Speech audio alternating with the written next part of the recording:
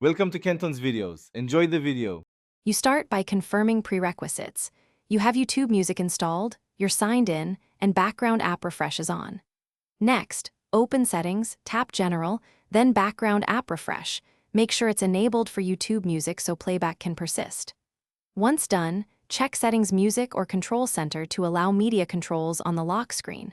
You do this now to prevent the app from being suspended when you switch apps or lock the iPhone. Now, inside YouTube Music, pick what you want to play: song, playlist, or radio, and press play. Make sure audio begins before you leave the app. Start playback, then press the side button to lock the phone. Once locked, use the lock screen or control center to pause, skip, or change volume. This keeps playback running. If you prefer another app while listening, swipe up or press home to switch, because background app refresh and active playback are set. Audio continues uninterrupted while you multitask. Finish by verifying system settings that commonly stop background audio. Disable low power mode or adjust settings because low power can suspend background activity. If playback stops, force quit and reopen YouTube Music or restart the iPhone. This clears audio service glitches.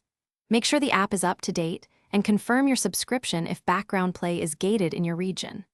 One quick troubleshooting tip: if controls disappear from the lock screen,